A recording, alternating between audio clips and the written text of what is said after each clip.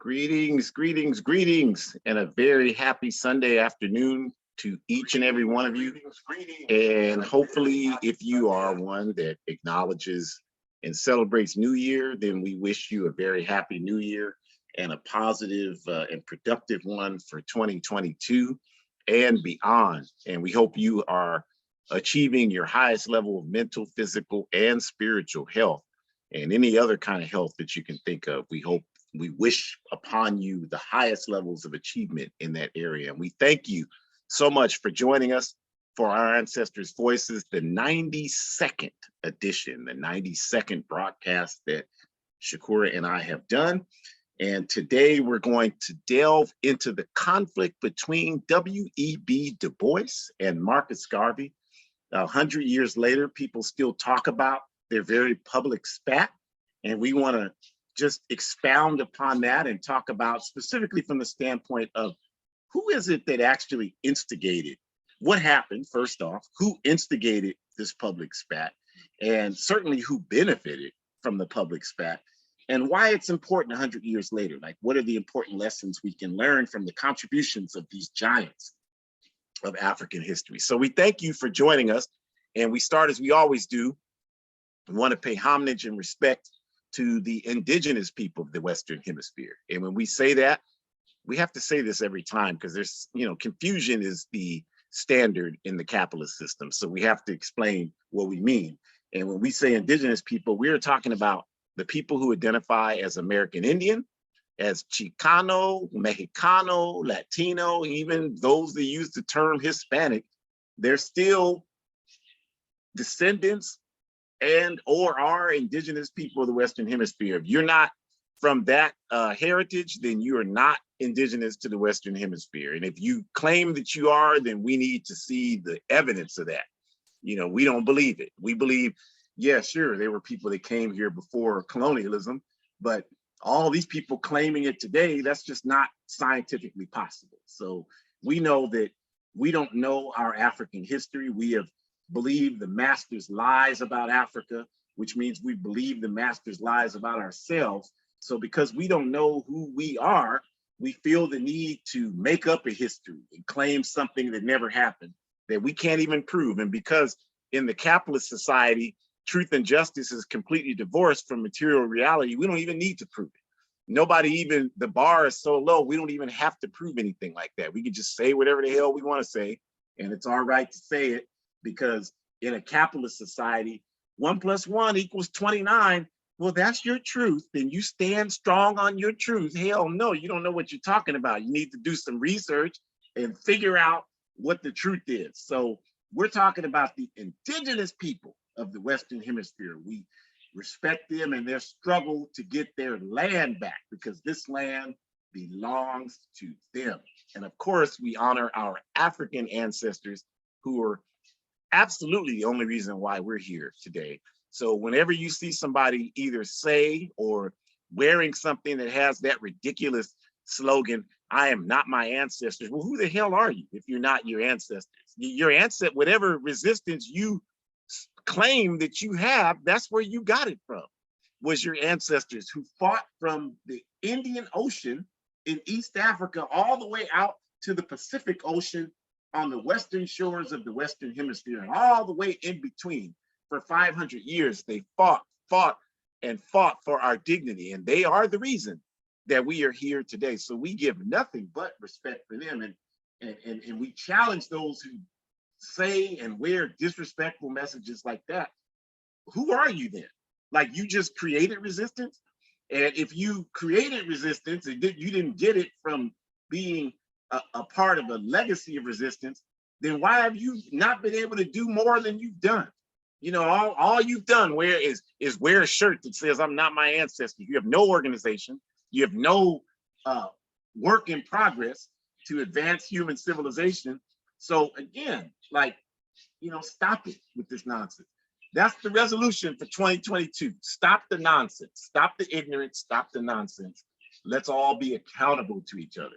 So we thank you all for joining us for this very important program that deals specifically with what are the roots of this conflict between these historical giants, Du Bois and Garvey, And how was that? How was the conflict developed? Who was really behind it? And how did they engineer it, and how did they benefit from it? So that's what we're going to get into today. And we want to thank you again for joining us. And we start with just our brief introductions. Our Ancestors' Voices is sponsored by the All African People's Revolutionary Party. And the AAPRP is a revolutionary, independent, mass Pan-African political party based in Africa. And when we say Pan-African, what we mean is our objective is Pan-Africanism. And the definition of Pan-Africanism is the total liberation and unification of Africa under scientific socialism. Today, there are 55 countries in Africa. And if you count the islands around there, there are about 58, 59 territories in Africa today. And all of those 58, 59 territories were created through colonialism. None of those territories were created by us, and none of those territories were created to benefit us. All of us who live in Europe, in the Western Hemisphere, North America, Central America, South America, and the Caribbean, none of us are here by our own doing. We're here because of colonialism. So we don't acknowledge that because none of that was done in our interest. So we say that until Africa is free, Africa is our mother. And there's no way we are going to be prosperous and be able to build independence as long as our mother is calling out for our help. And so until Africa is free, we believe, and we are convinced, that no African anywhere on earth will be free. All 2 billion of us all over the world will continue to exist in the current state that we live in. So that's our objective when we say Pan-Africanism, one unified socialist Africa, which we see as the solution to our problems wherever we reside on the planet Earth. And the book you see on the right, the Handbook of Revolutionary Warfare, written by the founder of the APRP, Kwame Nkrumah, outlines our strategy to achieve Pan-Africanism. And it's not just a theoretical strategy, it's work that we are engaged in on the ground in Africa to build a worldwide Pan-African fighting force that can seize power from the multinational capitalist corporations who dominate in Africa and use government institutions to create policy to enforce their will. We have to seize power. We have to take it, you all. And that's what we're organizing to do. And you see the logos there are Pan-African formations throughout the African continent. And there are many more that we work with that are in agreement with the objective of one unified socialist Africa. And us uniting into one entity is what Nkrumah called for in that handbook. And that's the work that the APRP is engaged in. And our Ancestors' Voices is, of course, hosted each week by Ajamu, myself, and Shakura, my biological and ideological daughter. And we are active organizers within the All African People's Revolutionary Party. So we thank you for joining us for this very critical topic. And to get us started on it, I will turn it over to Shakura. Thank you so much. I really, really appreciate that, Daddy. Thank you. Greetings, everyone. Of course, I echo everything my dad said, but I also just want to express our appreciation that you were here. And then also, I just want to not only back what my dad said about, we are our ancestors, but I also just want to take this moment to thank our ancestors for all that they did to help set us up so that we could be in a position to organize nowadays in the 21st century and 2022 and so on. And I mean that to say, I'm not sure where you all are located throughout the world as you listen to this broadcast. I'm not sure what time of day it is for you, but here in Memphis, Tennessee, it is 29 degrees right now. And I just can't help but think that because my ancestors sacrificed and did everything that they could so that I could be sitting on my couch in a heated environment, even though it is 29 degrees outside. And we know that shelterless people around the world have increased in terms of them not having shelter. I just think that this work that we're doing is so important. I want to remind each and every one of us to show gratitude and to give thanks to our ancestors, because just like my ancestors struggled so that I could have a better life and I could be sitting here, hopefully continuing to organize, because it doesn't stop with me, and I shouldn't think that the struggle would stop with me. I should keep going. I would encourage each of you to continue with that as well. We all have a responsibility to make this world a better place. And as far as I'm concerned, the reason that there are shelterless people in the world, that's part of my responsibility to address that, because I personally would not feel comfortable knowing that somebody is outside in drastic conditions such as that, knowing that it's way too cold for even a person to be outside. So why do we live in a society where that is happening? Okay, so I'm just asking us to just humble ourselves. And if you thought that our narrative was going to change for the new year, then sorry, it is still the same. We're still encouraging you to join an organization working for justice. That's going to always be the narrative, because the more that we organize, the more that we start to do work and we start to have experiences where we learn how our work can truly, truly, truly make a difference and impact all of humanity, so that one day no one will have to be shelterless outside in 29-degree weather, because we will be able to control our resources and decide how our resources are spent, so that if people can't afford to live in a place where they can pay rent or a mortgage on a monthly basis, then we have shelters in place where people can have access to warmth without us charging them as a dollar, because from a humane standpoint, everybody deserves to have a situation where they don't have to die of freezing to death, right?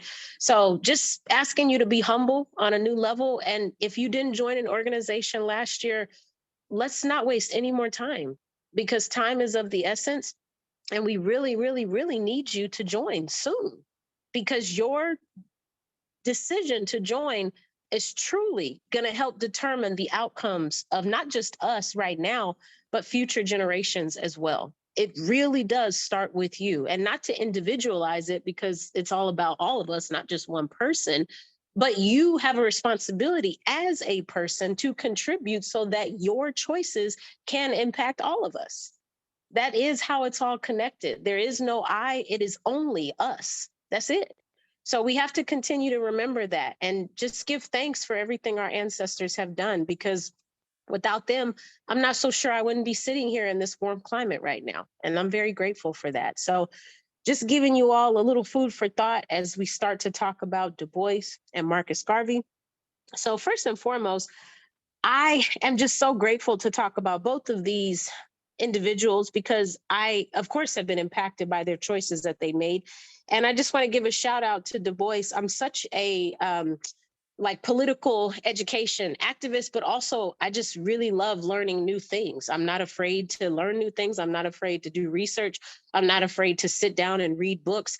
And so when I went to a public health conference a couple of years ago, there was a whole session that was dedicated all to Du Bois, because evidently I learned that he in the public health world is known as a social epidemiologist, which means not only does he study how social diseases can impact people, so patriarchy, racism, things like that, but he studies how social developments contribute to health disparities. And so he did a study, and they talked all about it at this session in 1897, where he was given a Philadelphia city and he was asked to assess it, and then to see if the built environment, the built structures, the sidewalks, the streetlights, all these social determinants of health, he wanted to study how they contributed as a sociologist to the outcome of people having poor health disparities. And I was just blown away by that study. So of course, the first bullet is truly remarkable, and us understanding how he has contributed not just to our Pan-African and revolutionary understanding, but how he has always advocated that Africans deserve to be healthy because of the fact that we are oppressed. That contributes to why we are so sick.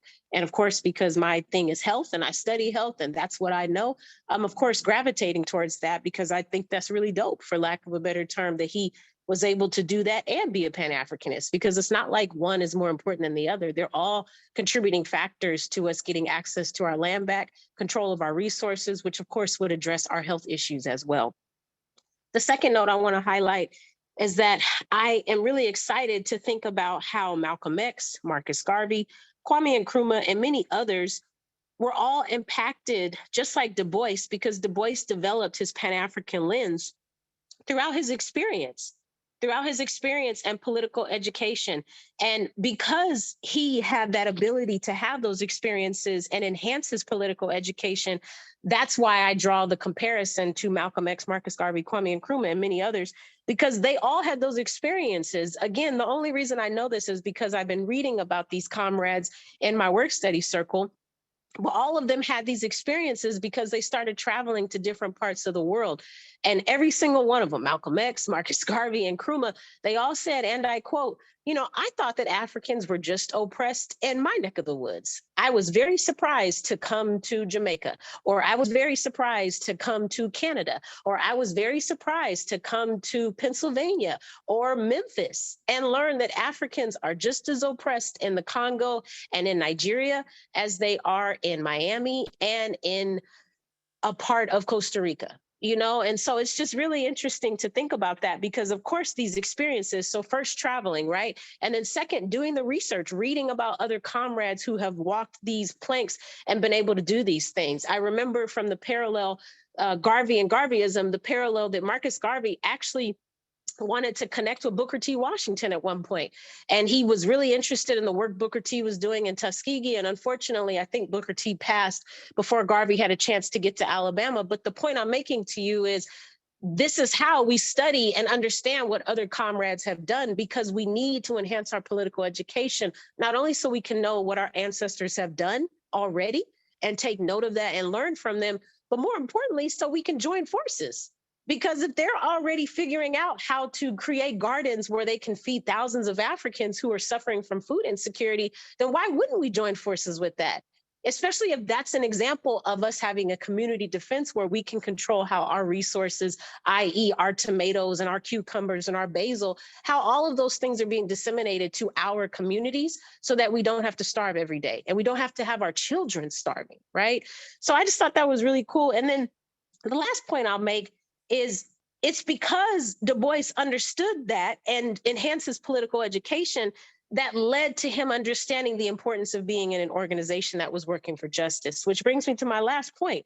So because he started the Niagara movement and the NAACP, not just him, of course, there were others who contributed to those foundational starts, but because he contributed to starting these organizations, it was foundational in him helping people to understand how important it is to be in something that is larger than yourself and is greater than one individual.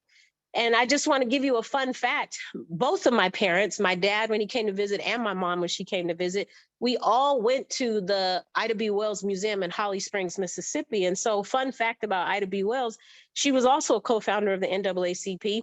And she was actually a person who worked not just with DuBois, but also with Marcus Garvey.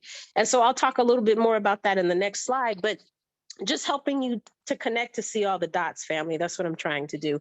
Next slide, please.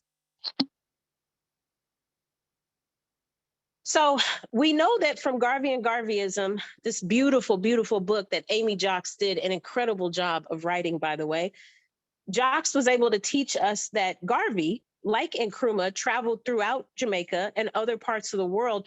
And of course, as I just alluded to with DuBois and with Malcolm X and other examples, Garvey also noted a common denominator with Africans. And it's just, that's where the Pan-Africanism comes into place, you all, because from a capitalist imperialist standpoint, I know you're tired of hearing us say this, but capitalism and imperialism want to feed you the same piece of meat every single day. And what I mean metaphorically is they want to teach you that you are only experiencing something based on your experiences, which means you have to close your mind and you shouldn't think about anyone else and anyone else's experiences.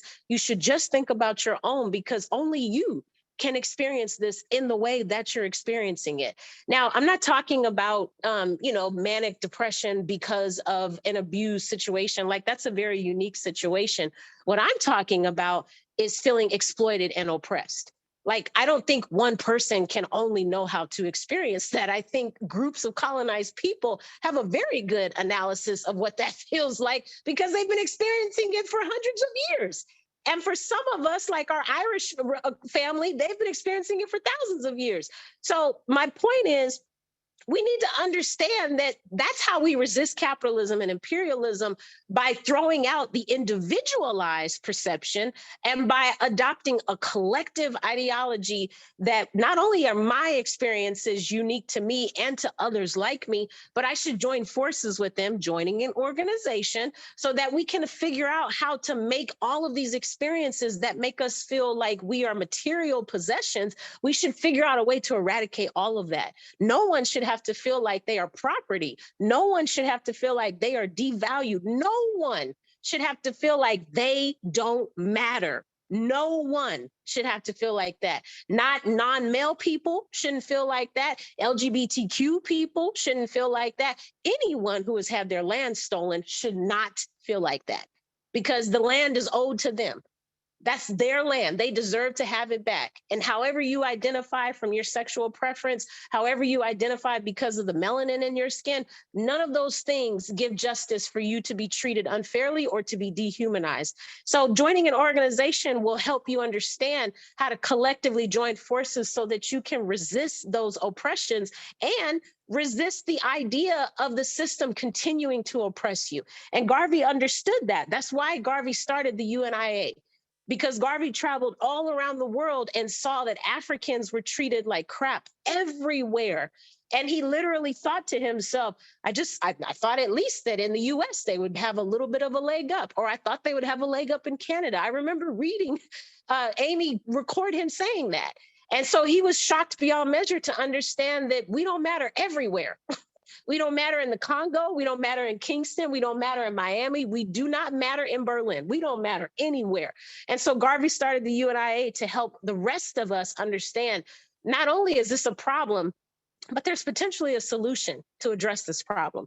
And so that moves into our next bullet, where the UNIA was connecting the struggles that Africans faced everywhere. And this, of course, is what Pan-Africanism means. That's the definition of that, where you have a pan lens of understanding, not only is this an issue everywhere, but this is why socialism in Africa will help address all these issues everywhere. The continent itself is not respected. So why would the descendants of the continent be respected any more than the continent itself? It makes perfect sense, which is why we need to take back our continent. That's why, because we are not being respected anywhere. And if we decide how our resources are being spent, people are going to have to respect us. They're not going to have a choice, because they're going to have to answer to us. And we get to decide how that works from a collective communal situation and perspective. Garvey used the UNIA and its resources to help people understand not only were the conditions for Africans the same globally, as I said, Kingston, Congo, British Columbia, Berlin, to give an example, but there was also a solution to the problem. And all Africans had to do was organize and join the UNIA's call to action. The third bullet, and I'm wrapping up here, is that it was brilliant for Garvey to not only make the publication available in numerous languages, but to have it available in 33 different countries. I mean, that was strategic beyond measure in terms of access, because regardless of where Africans were and regardless of colonialism, they could ascertain and comprehend what was going on in their own cities and with their comrades across the world. The Negro world was a united, informative voice for the people in a time when communication resources were scarce. So remember, based on privilege, that's why resources were scarce and access. But not just that, but remember, this is a time when letters were the most viable mode of transportation for updating folks on situations. That was the main way that people exchanged information and communicated. And again, the museum in Holly Springs, Mississippi, the Ida B. Wells Barnett Museum, Marcus Garvey invited Ida B. Wells Barnett to come and speak at a UNIA event. And my dad and I just went to the museum when we were together a few weeks ago, and both of us took note of that because they have it highlighted in the museum. Neither one of us knew that. And I thought to myself, okay, so even Ida B. Wells was starting to develop her Pan-African lens, which was really cool to understand and learn about. And even as an organizer, she was incorporating that.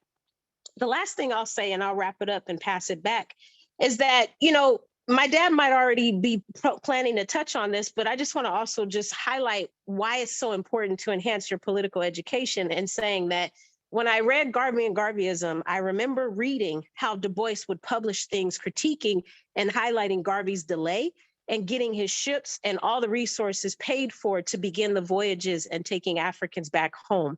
Towards the end of the Garvey and Garveyism book, Du Bois began to understand and publish pieces in support of Garvey. And Du Bois claimed that going home was one of the many solutions to reduce African oppression, and actually praised Garvey for being told to suggest that Africans should return home. But it was Garvey who brought such a quote unquote outrageous idea to Africans in the first place.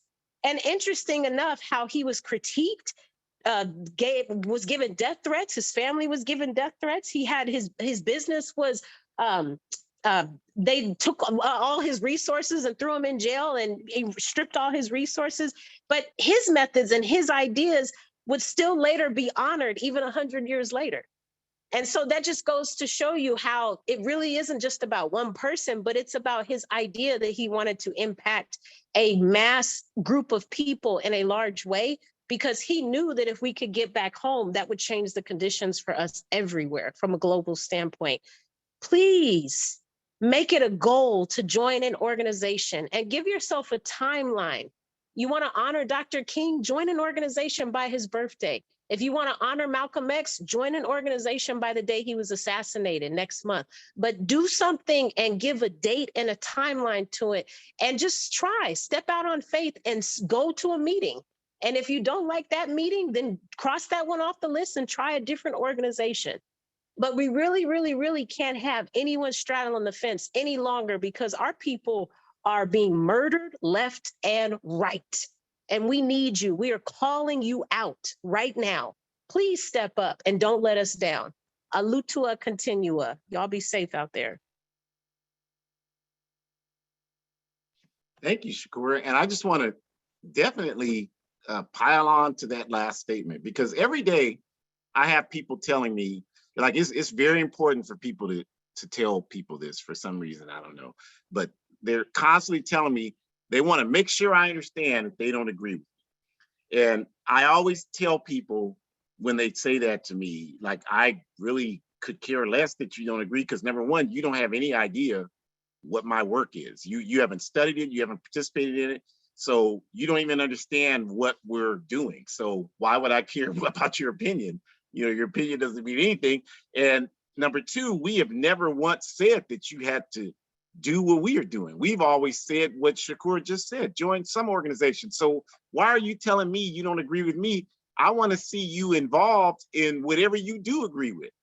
And since you're not involved in anything, that means you really don't agree with anything except capitalism, because that's the only thing you're participating in is capitalism.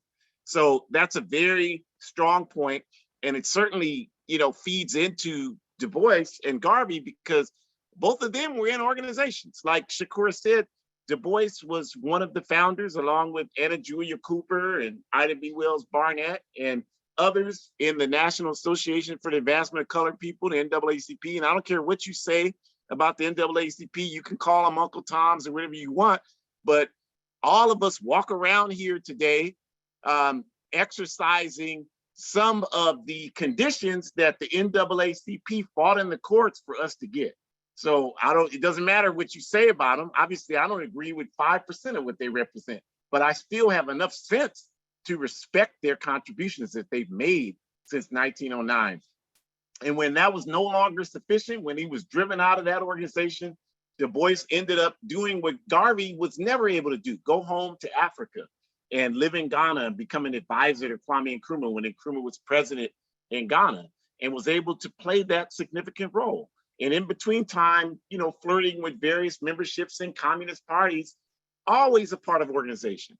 And of course, Garvey's participation in the Universal Negro Improvement Association was the reason why he was driven to jail and eventually deported to Europe, where he died, you know, basically alone and poor.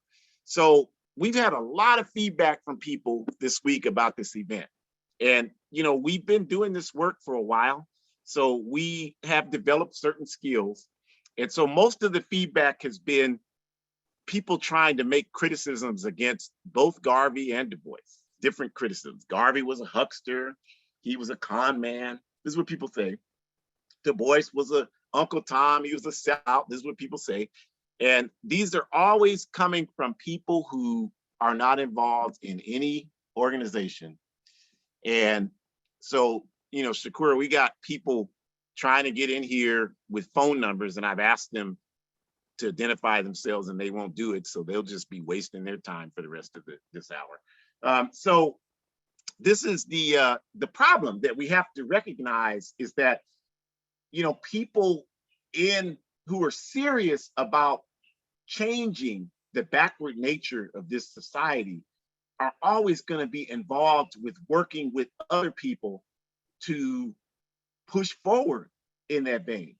And so for us, and I'll certainly speak for myself, for me, if you're not doing that, if you're not involved with other people and working, I don't take you seriously. Like, I don't believe anything you say about what you want to see happen, because you're not doing anything to make it happen. That's the least amount you have to do. So we can't make that point enough. Like, that's a consistent point, because as Garvey said himself, we're only gonna live, the earth is millions of years old, and you're only gonna live 70, 80 years. So just as an individual, none of us are equipped to understand everything we need to understand about how to change the forces of earth. And the only way we can do that is to unite with others. So if we're in an organization and it has even dozens of members, now the 70, 80 years are magnified 20, 30 times. So now we have hundreds of years of experience, thousands of years, depending upon how big we get. Now we have the capacity to sit down collectively and come to solutions. So this is just something to remember, because we're talking here about who contributed to our people, right? And they want to make it a competition, and I'll talk about who I mean by they. But, you know, when we talk about Du Bois's contribution to the Pan-African Congresses, right, it's staggering, right? Du Bois was a central organizer, along with Anna Julia Cooper, I mentioned, was one of the founders in NAACP, and Henry Sylvester Williams, who was a lawyer from Trinidad. And the three of them, along with other people that helped them, created the first Pan-African conference in 1900. And then from there, they organized 4 subsequent Pan-African Congress meetings. Now, what's the difference between a Congress and a conference? Well, the difference is, a conference, if you've all been to conferences, you know, you go there, there are topics discussed, you leave there, you may have contact again with the people you participated with, but most often you don't have any additional contact with them. You don't continue to build anything with the people who participated in that conference with you. It's really a process to share information. And there's nothing wrong with that, that's great.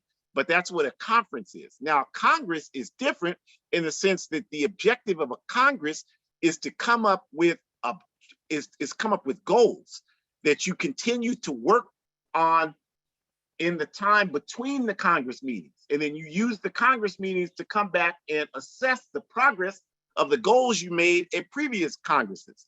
So between, you know, 1900 and the early 1940s, there were 4 of these Pan-African Congresses held. None of them were held in Africa. They were held primarily in Europe. One of them was held in New York City. But they did continue to keep the fervor of uniting around Pan-Africanism alive. And that's almost those years from 1900 to the early 40s, those Congress meetings were almost single-handedly organized by W.E.B. Du Bois. No question about that. So he deserves definitely respect and credit for that. In terms of Marcus Garvey, as Shakur mentioned, his creation with first Sister Amy Ashwood Garvey, because the women are always written out of history, so we always have to include that. And then Amy Jock Garvey, his 2 wives that he, you know, married one after the other, divorcing Amy Ashwood and then marrying Amy Jock. They were essential in creating the Universal Negro Improvement Association, the UNIA, and they had the objective of centering Africa around the liberation of African people everywhere on earth. As Shakur said, Garvey gained that consciousness that there's certainly, as he put it, there's something happening here, because everywhere you look, our people are at the bottom of the society. So that means either something is wrong with us or something is happening to us. And Garvey had the consciousness to recognize it was certainly that something was happening to us. And by us coming together on a collective worldwide basis, that was the key to us being able to solve the problems that we face as a people. And so he created an initial foundation to do that. He created the Black Star as an emphasis. And even today, if you look at the flags in the countries in Africa, a number of them, I think it's 20 something of them, have some version of Marcus Garvey's Black Star in their flag as their national identity. And he created, obviously, the shipping, the Black Star shipping line. And the reason why they called it Black Star Shipping Line is because there was a company called the White Star Shipping Line, of which the Titanic was its main ship. And that was a segregated. That's why y'all watch that movie. You don't see any of us in the movie because we were not allowed on the Titanic. So that's why Garvey's organization called their shipping line the Black Star Line, to combat the White Star Line that was in operation during that time. And their focus was on utilizing the educational and material resources that we have gained in the Western world as a result of colonialism and taking those skills back to build up Africa. That was Garvey's whole purpose. And that was a fundamental contribution to the Pan-African movement because he brought the mass character to the movement. The UNIA was a mass organization that involved Africans of all stripes, all class statuses, all throughout the world. Whereas Du Bois's work in the first 4 Congresses gave some intellectual direction, but it was primarily academians who participated in those initial Pan-African Congresses up until the early 1940s. But we would argue that the 5th Pan-African Congress, held in Manchester, England in 1945, changed the character of those Pan-African Congresses and created a condition where the majority of people who participated in that Congress were active in the African liberation struggle on the African continent. And Kwame Nkrumah was the chair of that 5th Pan-African Congress. And he recognized the necessity of uniting all of these contributions that came before the 5th Pan-African Congress in 1945. And so that's why he had W.E.B. Du Bois as the honorary chairperson of the 5th Pan-African Congress. And that's also why he had Amy Jock Garvey, the widow of Marcus Garvey, as the other chairperson, to squash this concept that's still active today, that Garvey and Du Bois were against each other and you have to take sides. You have to choose one or the other. You can't be for both of them, as if that benefits us to choose one or the other. So that was Nkrumah's genius approach to try to circumvent that backward thinking and to make it clear that the 5th Pan-African Congress, which made the Pan-African movement mass in character, was a manifestation of both the work of W.E.B. Du Bois and Marcus Mosiah Garvey. And that was extremely consistent. Now, we have to talk about this conflict because, as you all know, you hear it all the time, even 100 years later. Well, Du Bois talked about Garvey's being black skin, and talked about, we love to talk about that kind of stuff, but we don't ever talk about why that happened, where it came from, who was instigating that. And first, let's make it clear that both men insulted each other. It wasn't one-sided. Certainly, Du Bois was extremely reactionary in his colorism against Garvey, but Garvey reversed it. As y'all know what we do. We're infected by capitalism and white supremacy. So light-skinned Africans have historically talked about there's something less valuable about Africans who are darker skinned. And as a response to that, darker skinned Africans have always talked about high yellow Africans and talked about how Africans who are light skinned are trying to be white. And so that's how Garvey attacked Du Bois, and that's how Du Bois attacked Garvey. But we don't ever talk about what were the instigating factors in this. The point being that neither one of them just started doing that on their own against each other, that you have to understand the political conditions of 100 years ago. And we can start that analysis by talking about a vicious beast by the name of J. Edgar Hoover, who you've heard that name because they taught you in school that he was this great federal police officer and director for the Federal Bureau of Investigation for 54 years. And he was certainly the director of that vicious terrorist organization, but he got his start with the newly formed Department of Justice in 1917 as a young man in his early 20s. And his first assignment was to go after both the Universal Negro Improvement Association and the work of W.E.B. Du Bois. That was his first initial assignment. And so how he had to do that was the way the FBI has historically done that. They sent letters to each person, making it look as if they came from the other person. They'd send some correspondence to Garvey, making it look like it came from Du Bois. Or Garvey's organization looked like it came from Du Bois and his people. They'd send the same thing to Du Bois, looking like it came from Garvey and his people. And so they instigated the antagonism between them. And we know this happened because it wasn't just Du Bois against Garvey. During this time, you had other very principled and legitimate contributors to our Pan-African work. People like George Padmore, the great Pan-African theorist from Trinidad, C.L.R. James, another great Pan-African theorist and activist from Trinidad.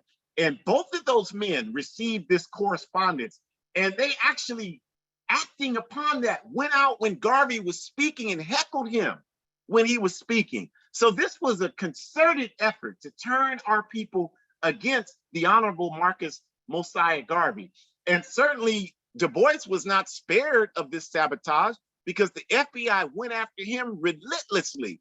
And by the 1930s, they engaged in a process of stealing his passport from him so he could not travel and making him persona non grata here in the US because of his work against our oppression.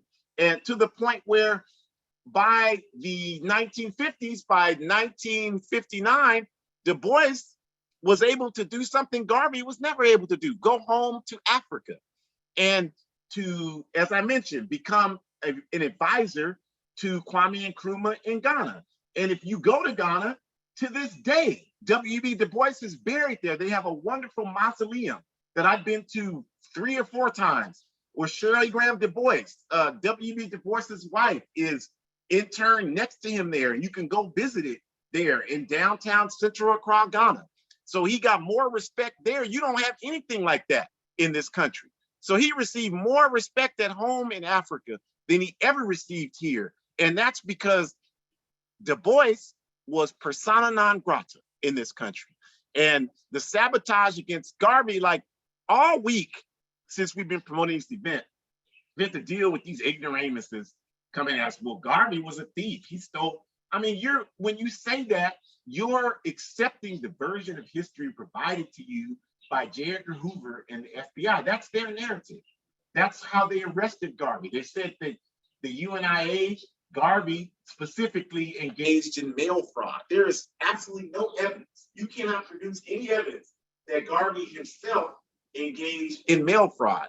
Certainly, there were people in the UNIA who did that, and the FBI knew that those people had no connection to Marcus Mosiah Garvey, but they used that as an opportunity to go after Garvey. And that's how they were able to arrest and convict him and deport him from the country, which they knew would cripple the effectiveness of the UNIA. Now, the criticism that we will express with due respect to Garvey and the UNIA is they did not prioritize political education.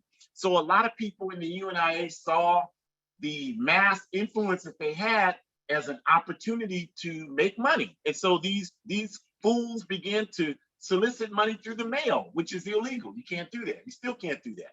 And so, you know, unless it's for some kind of cause that's verifiable. So that's the fault of the UNIA. They were not able to effectively establish a consistent political education program so that a lot of people who came to them were coming there for reasons other than advancing the African liberation struggle.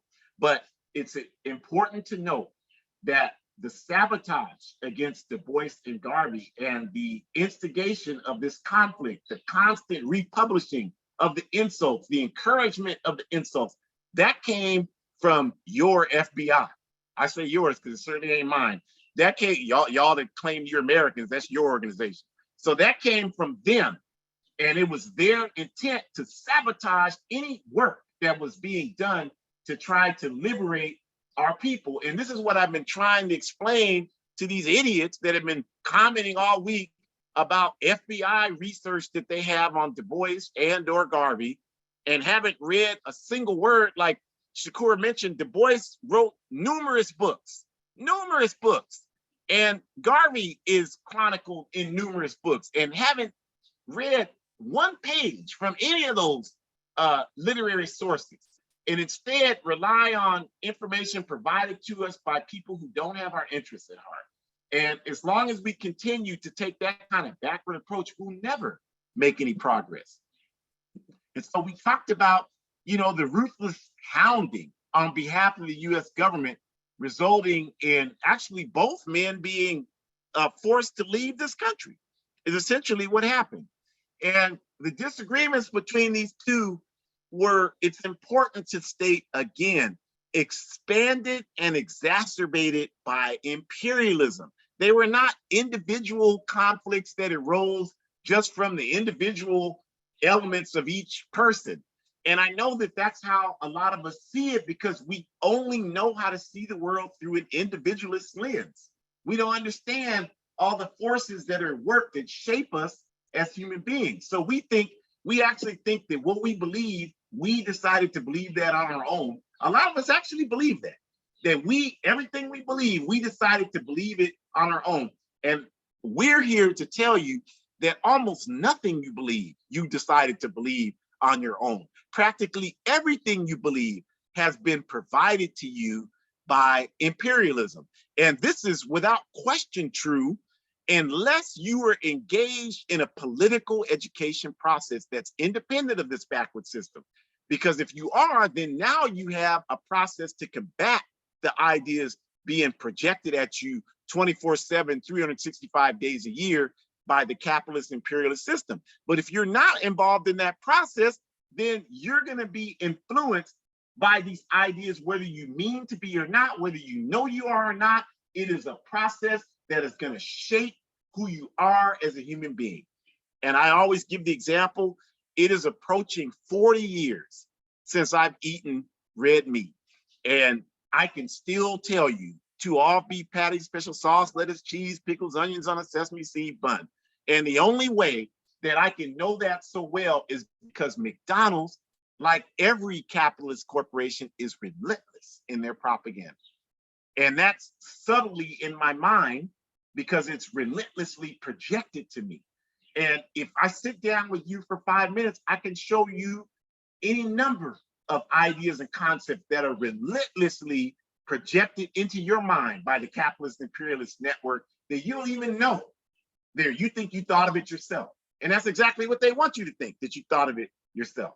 So this is important to understand that this is what happens, because it helps us understand how these conflicts happen in our movement. And if we understand that, then we can take the steps to ensure that we don't react to the enemy's influence and propaganda against us, that we're thinking, does this serve our interests? It's like Chris Tucker said in the Rush Hour movement. You want to understand where the problem originates, follow the white man with the money.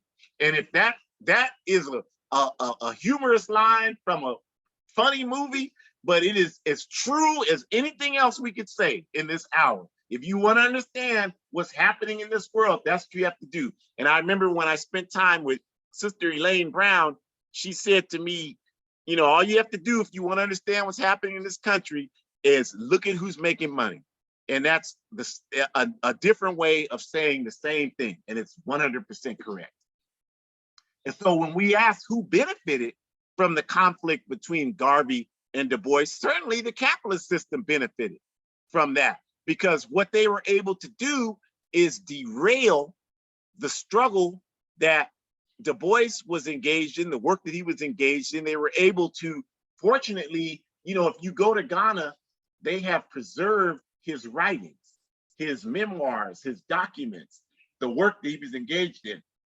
But it's important to understand that what they have in Ghana that you can go there and see is only part of the work that Du Bois did. He wrote volumes that were seized by the FBI and this federal government. And why would they do that? Because they don't want you to read it. They don't want you to have access to it, because he was writing about ways that we could get free. And if you study, you know, I don't care what you think you know about Du Bois, his analysis in books like Black Reconstruction, it's on parallel in terms, or The World in Africa, it's on parallel in terms of the volume of information that he has in there. And so, you know, it's very, I sit here with people who, you know, can't hardly piece a subject and a verb together accurately, trying to criticize Du Bois and his writing. I mean, that's just, it's just insanity. And the same type of people want to criticize Garvey. This man got millions of people, of our people, together. And you can't even get 3 people, you can't even cook a meal and get 3 people to come to your house to eat the damn food, and you want to criticize somebody who's got millions of our people to move in the same direction. And you expect us to sit there, well, that's your opinion, that's your truth. No, you don't know what the hell you're talking about. And shut up until you do the work to learn how to understand what actually happened. And stop letting your enemies get in your head and shape your brain structure so that you can, all you know how to do is parrot out and vomit out what they told you. So that's who benefited from the conflict between Du Bois and Garvey, is our enemies, the international capitalist and imperialist network. When they sabotaged Garvey, they forced him out of the country. They sabotaged all his relationships in Europe and England, where he was, or Britain, or whatever you want to call that backward country.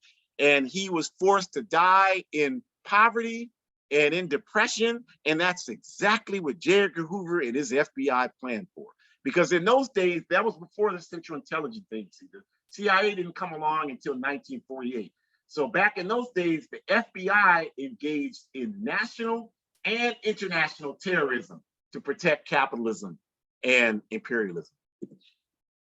And so again, this role of individualism, you all, you know, in promoting this disunity between Du Bois and Garvey, we have to understand that individualism is, it's really, I would argue, one of the very primary weapons of the capitalist system. Because as long as we continue to see things through an individualist perspective, then we will never understand accurately what's going on in the world. We won't even properly understand what's happening in our lives, because the forces at work here don't operate on an individual level. They operate on a collective. It doesn't matter what you think, that's irrelevant. They operate on a collective level. The laws of nature operate on a collective level. You don't have the ability as an individual to define gravity differently than anyone else. You don't have an ability as an individual to hold your breath and underwater and for an hour and never suffocate. You can't, you're subject to the international galaxy laws of nature, and those are applied on a collective level. You want to talk about science? That's what that is. So you can't create your own reality, but the capitalist system keeps trying to convince you that you can. And so we constantly walk around here thinking that the way we want to walk through the world is a separate way from everyone else. And nobody here is walking through the world any different than anyone else.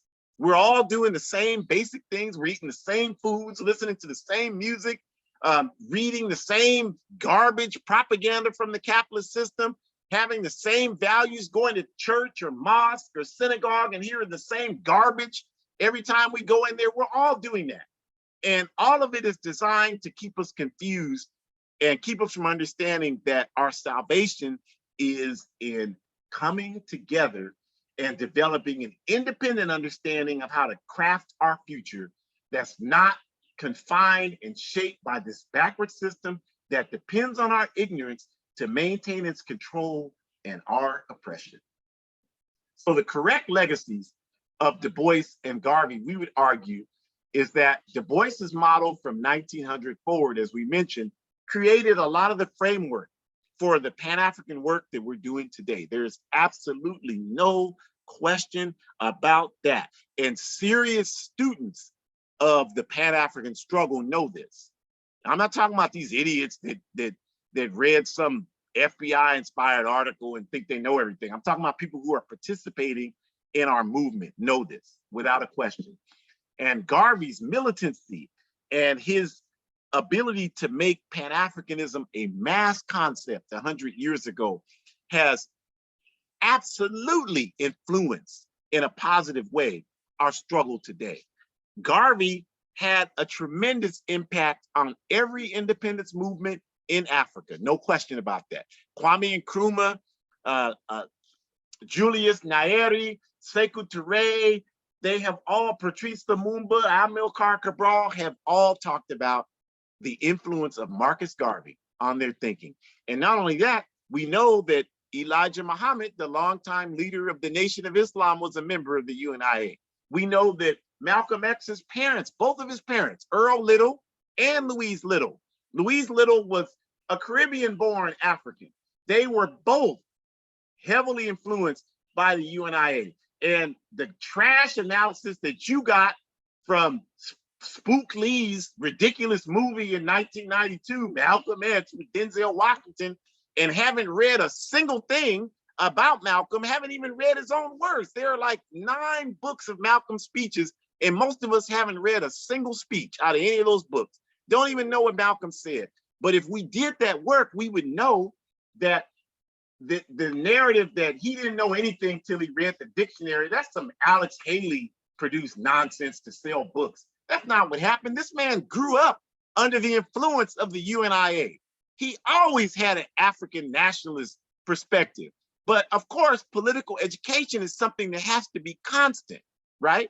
And that wasn't the case in Malcolm's life. He had so many socio-economic challenges that didn't make that possible. So you can look at Malcolm, you can look at Tupac Shakur, born to a Black Panther, Afeni Shakur, but also influenced by the reactionary elements of African street life, not engaged in consistent political education. So if you don't have consistent political education, capitalism will win out every time. And that's what happened in the early part of Malcolm's life. And that's what happened with Tupac Shakur. And that's what's happening with a lot of you, because you're not engaged in a consistent political education process. So we thank Garvey because his influence was essential in pushing us forward in that regard, and definitely benefits us today. No question about that. And we still have so much to learn about how to engage in principled ideological struggle so that we don't fall down that rabbit hole that Du Bois was suckered into against Garvey, and that Garvey was suckered into against Du Bois, that Huey P. Newton was suckered into against Maulana Karenga, that Maulana Karenga was suckered into against Huey P. Newton. That always happens in our struggle for liberation. The enemy doesn't sleep. They're constantly going to try to turn us against each other because they know that's their best strategy to weaken our movements. They can't weaken our movements without our cooperation. Without our cooperation, they're defenseless. So that's why they do that. That's why they did it in the American Indian movement. That's why I sit here and look at the portrait of the wonderful Aname Picta Akwash, and they were able to convince people in the American Indian movement that she was a police agent. She was one of the hardest and most dedicated workers in AIM, but they were able to convince her own people that she was an agent, and it was her own people that killed her, because this government always uses surrogates to do that. They were able to manipulate the Nation of Islam members into believing that Malcolm X had to be eliminated. They always rely on us, and we're so happy to cooperate with them because we don't engage in serious struggle to organize our people. So that's what we have to do, you all. And so the larger minds see the value of both Du Bois and Garvey, and we see that we cannot do the enemy's work for them. We have to highlight the great contributions of both of them. Of course, they weren't perfect, but neither are you. So I don't know why that's even a discussion item. Somebody that ain't did nothing is criticizing the imperfections of people who did a whole lot, just didn't do everything perfectly. I don't, that math doesn't add up. Without question, W.E.B. Du Bois, Shirley Graham Du Bois, Marcus Mosiah Garvey, Amy Ashwood Garvey, Amy Jock Garvey made tremendous contributions. I would not be the human being I am today without all of those people I just named. And that goes for millions of Africans all over the world and other non-Africans who are inspired by our work. So we honor praise and love both of them. And we ask and encourage you to stop this nonsense. Stop being a fool for the capitalist system, promoting their talking points, and won't spend 5 minutes promoting the talking points of liberation for our people and for humanity. So let's try that for 2022 and beyond. And so we want to ask you, thank you for joining us for today. And we want to ask you to join us next week, Sunday, January 9th. We're going to talk about here on our Ancestor Voices, college education and class suicide. Does your college degree belong to you only? Does your college degree belong to you only? You earned it, but who does it really belong to? That's what we're going to talk about. So we invite you to join us next week for that topic. And we invite you to go to the AAPRP Forward Ever shop and buy, support independent, revolutionary African organizations, because we are not getting grants from the government. We get no tax write-off from the capitalist US government, from the capitalist British government, from the capitalist Ghanaian government, Tanzanian government, Azanian South African government. They don't give us no tax write-offs. The only way we can get any resources is if you support independent revolutionary African organizations. So please do. Please go to AAPRP-INTL.org, sign up, join the All African People's Revolutionary Party. That is a good decision, you all. Go to abetterworld.me. That's my site. You can look at all these videos housed there. There's all kind of other stuff happening there as well. Check it out. Hoodcommunist.org is a wonderful site. You should go there, check out all the wonderful writings, participate in our Telegram program and all the other radio and all the efforts we're making to bring real information to you, y'all. You've got to support. We need everybody to be, so you should see yourself as a promotion artist for African liberation organizations and any liberation organization from any people that's fighting for justice. You should be doing that. And all these broadcasts below, the Pontula on Monday, Revolutionary African Women, Forward Ever, the APRP New Mexico broadcast on Thursdays at noon Mountain Time. Support these and let people know that they're happening. Stop telling people to tune in to MSNBC and CIA and CNN. I mean, that's doing nothing to advance your cerebral capacity. It's not designed to do that. It's designed to keep you loyal to the people oppressing you. So support real information. You can't tell me that you listen and watch these broadcasts and you listen and watch the broadcasts coming through your television through imperialism, and you don't come out of it thinking in a much more healthy fashion from what we're producing than you do what garbage they're giving. You can't tell us that. There's no way that's true.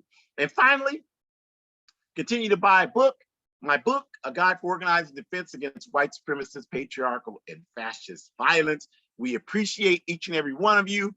Support and participate, all of these things. They're very worthwhile, very important. Join an organization. If you don't want to join AAPRP, join Black Alliance for Peace, join Cooperation Jackson, join Malcolm X Grassroots Movement. You don't want to join any of those, start the I'm glad that the hour is up so he can stop talking organization. But you got to be a part of some organization working for justice, and do that and enjoy the rest of your Sunday evening. We appreciate each and every one of you. One unified socialist Africa, forward ever, backwards never, always stay clever in any endeavor, and capitalism, y'all already know, it has got to go. Have a great rest of your evening.